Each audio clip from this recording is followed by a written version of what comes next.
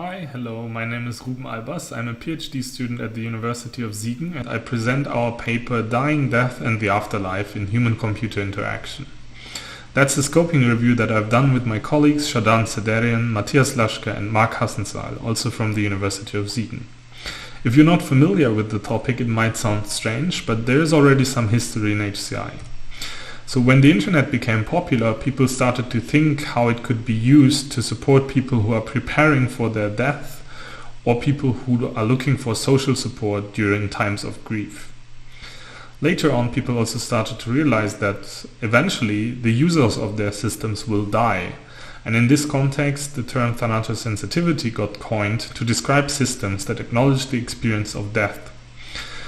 From that point onwards, we have been started to think about what digital death means and how death is presented in the digital sphere. Overall, we can say that death in HCI emerged as a phenomenon in general purpose technologies, but is never really designed for. We wondered what it would look like if we would design for a good death. So eventually we want to make death better through design, or at least more bearable. And in this context, we looked at the needs of dying and bereaved people. Of course, also individual and social meanings of death might change how these needs are fulfilled, but in general, it gives us a good way to understand a good death. Based on this background, we look at the existing research in HCI through the lens of a good death. I'll describe this lens a bit more, then elaborate the scope of the literature review, and describe the results and discussion. So good death is best understood as different areas of task work that dying people could do in order to prepare for their death and feel good at the end of life. This covers biological, psychological, social and spiritual wellness, and means that people should not die in pain. People should feel autonomous at the end of life or sustain important relationships and even achieve some kind of spiritual wholeness or hope.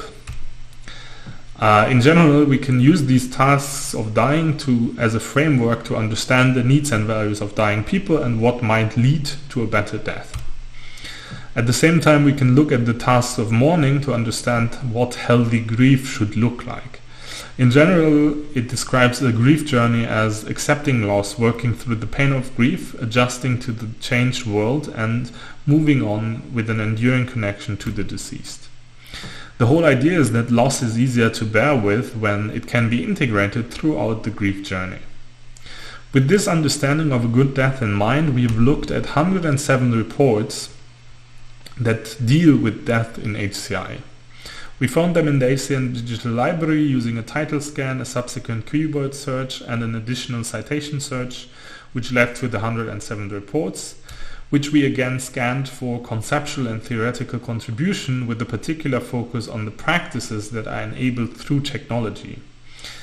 These practices we grouped into 3 themes that are also relevant for dying and bereaved people alike. So the first theme that we found was digital remains, which describes the things that people leave behind, especially digital possessions that might also be inherited by the bereaved. Then we have the theme of remembrance that describes how people look back at their own life or how the bereaved look back at their time together with the deceased. Last but not least, we also have the theme of coping, which describes how people face death and how people cope with grief. So what we need to remember for now is that there are 3 distinct themes that address challenges of death, and we go into a bit more detail now. So the first theme of digital remains describes what dying people can do to curate or prepare their things that they leave behind. The bereaved people will receive these kind of things as stored files, heirlooms, grief boards, or stewardship over a social media account. That enables them to either store those things, feel close to the deceased, or even interact with the deceased through them. All in all, the research on digital remains concerns itself largely with handling the digital death, so the question of what happens to digital things after we die. Secondly, we have the theme of remembrance that focuses on how dying people look back at their life through digital memories or interactive systems that encourage reflection on one's life story. Then we have the bereaved, who can use digital mementos to commemorate or tell stories about the deceased, honor them, or even integrate them into their life through online memorials, family altars, or digital mementos. The research on remembrance looks at life stories, grief, and reminiscence. Thirdly, we have the theme of coping that describes how dying people can sustain richness in life, make sense of their death, or even arrange end-of-life decisions.